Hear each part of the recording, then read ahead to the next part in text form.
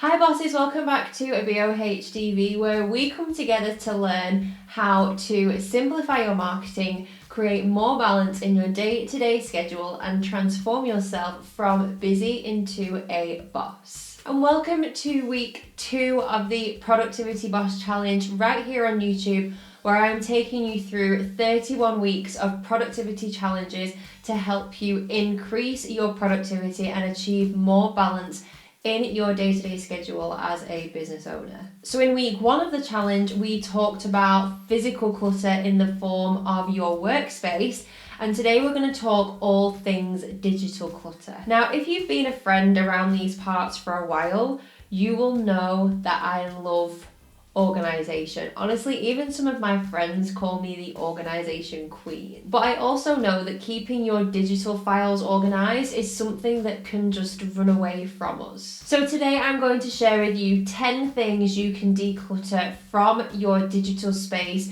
in order to help you get your online life together. These are 10 things that I do every single time I want to have a digital declutter, which help me feel way more organized with my online space and just way more organized in general. Now, I get that we are all focused on physical clutter these days. We're all trying to get rid of everything in our homes, we're clearing out our kitchens, we're decluttering our wardrobes, and it makes sense because we obviously live in these spaces and the things we keep in these spaces affect us. But we also live in digital spaces as well, and you don't need to look at the latest studies to know how much time we spend on our phones. And FYI, it's anywhere between 4 and 11 hours a day.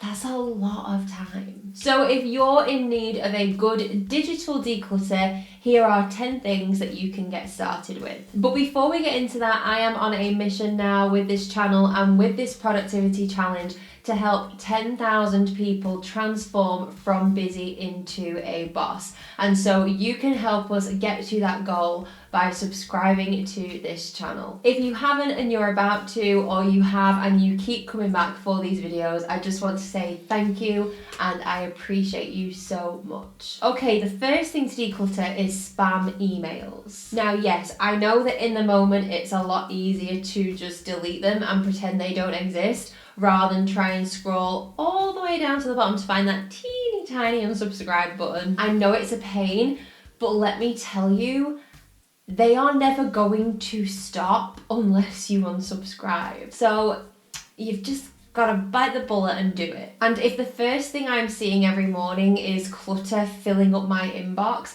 that's going to make me feel disorganized right off the bat, and our morning routines are important to us, so we don't want that. Number 2, clean out and refresh your desktop and wallpaper. Take a good look at your desktop right now. How many things do you have saved on there? This is the digital equivalent of having clutter all over your desk when you open your office door, which you shouldn't have anymore because that was your challenge last week. If you have clutter every time you look at your computer screen or every time you look at your laptop, you're just seeing stuff scattered everywhere. So clear it out. I try not to have anything at all on my desktop. I like to have it looking nice and clean with a really motivational quote as the background. But if you do need some quick access things on your desktop, you can also create a couple of folders so then you've only got a limited amount of things on there. And take a look at your wallpaper as well. It's the first thing we see every time we pick up our mobile phone or we look at our laptop, and think about how many times a day you do that. Your wallpaper is the first thing you see, so you want it to be something that's going to put a smile on your face. My laptop background at the moment is a big quote that says create every day,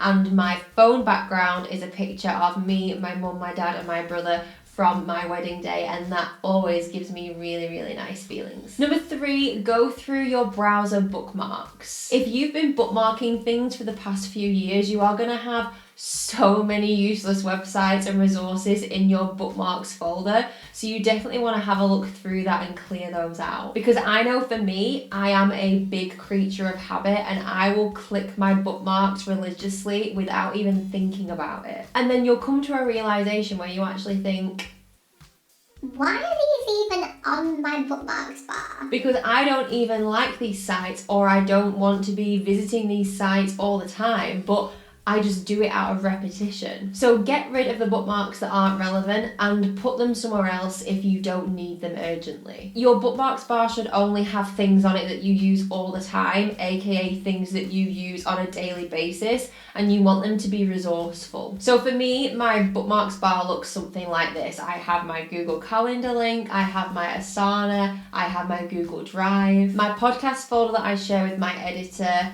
Evernote, my Facebook group, and then a few other resources that I use most frequently. Number 4, your photos. Oh boy, I don't even want to know how many photos and videos you have on your phone right now. But if you're feeling brave, let me know how many there are in the comments. This is honestly one of the best things about the digital age that we're living in right now. Not in terms of clutter, but we can keep all the photographic memories that we want, and that includes photos and videos. Now, I'm not talking about decluttering the meaningful photos.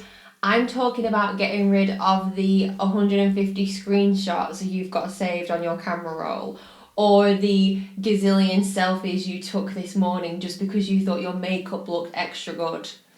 I think we're all guilty of that one. But I love to screenshot all the time. If I'm browsing or I see something that I want to remember, I'll screenshot it. But the problem is, because I end up having so many random photos and so many screenshots that I think I want to keep, it then makes it harder to find the photos that are actually the most meaningful. And nobody really wants to sit down and dedicate a massive chunk of time to going through their photos. I get that. So I try and do it bit by bit whenever I can, and I usually just set aside a little chunk of time each month to try and go through them a bit. Or I'll try and tackle it if I'm sat somewhere for a decent amount of time. So I might try and do it when I'm on a long car journey, or when I'm sat in a waiting room, and I'll challenge myself to try and delete a certain number of photos. Number 5, friends and people you follow on social media. If you're spending a couple hours or more a day on social media, I think it's really, really important to surround yourself with people who have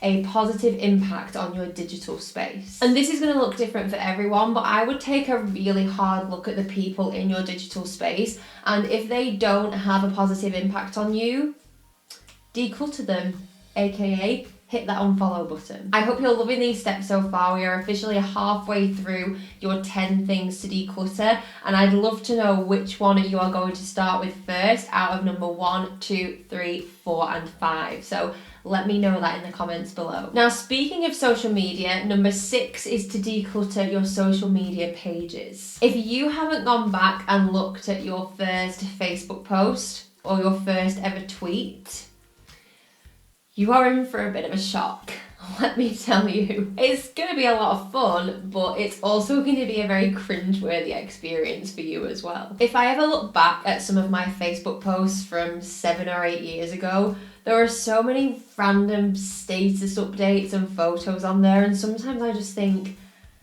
did I actually post that as an update? I was not cool back then. But the most cringeworthy thing is looking back and then realising, oh wait, everyone else can see this as well. So it might be worth just going back and having a little bit of a clear out of anything that you don't think is as representative of who you are right now. And I know some of you will want to keep that stuff to look back on because it is fun to look back on, but you can always just set it to private if you want to keep it but you don't want anyone else to see it. But if you haven't gone back through your social media pages to the very beginning, it might just be worth doing to just have a clear out and see if there's anything on there that you don't want to be on there now because it's not representative of who you are. Especially Facebook pranks. I got a lot of those back in the day. Number 7, phone contacts. Do you really need Ashley A, Ashley B, and Ashley Q in your phone contacts list who you haven't spoken to for about 10 years? Probably not. My phone contacts list has gotten smaller and smaller as I've gotten older and older. And I love it because I know the people on there are the people that I most want to dedicate my time to.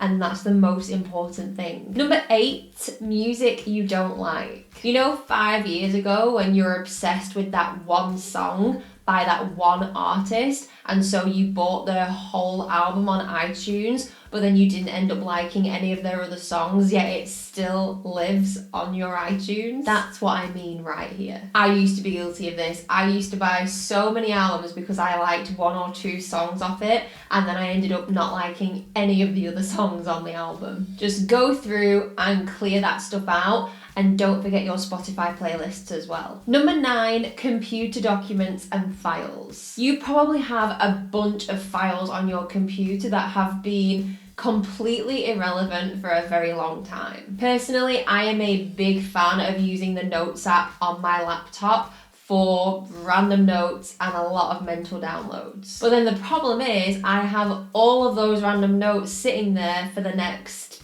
however many months. And then my computer starts telling me that I'm almost out of disk space, which is the worst message in the world. So just try to clear that stuff out. Now, depending on where you're at with this, if you've got loads and loads of files and documents on your computer, you might need to tackle this in stages. So you could start with one section or one folder and declutter some space by moving things to your external hard drive or moving it to a cloud software like Google Drive, just to give yourself a little bit more space. Or if you're not too bad with it right now, I like to set this up as a recurring task in my Asana every single week. I know it's one of those CEO tasks that I need to do every single week, and if I tackle it once a week, it hardly takes any time at all. And then last but not least is apps. We all know what kinds of problems this causes. You know, when you're downloading all of those apps that you think are going to be really, really good, you download them, you open them, you realize they're not actually useful, and then you never open them ever again. And then before you know it, you have 6 pages of apps that you're trying to swipe through to actually find the one that you want to open. So this is a reminder to just go through your phone and get rid of the apps that you just don't use anymore. You can also organize the apps that you do want to keep into nice, neat little folders so you can find your photo apps and your social media apps and things like that really easily. So there you have it, 10 things to digitally declutter to help you get your online life in some sort of order. Now, if you also want to learn more about what tasks to prioritize on a daily basis that are going to help you stay focused and get more done without working 24/7, you can download my guide called the Fab 4, which you can find in the description below. So you can use these daily non-negotiable habits to remind you of the only money-making tasks you need to do whenever overwhelm sets in.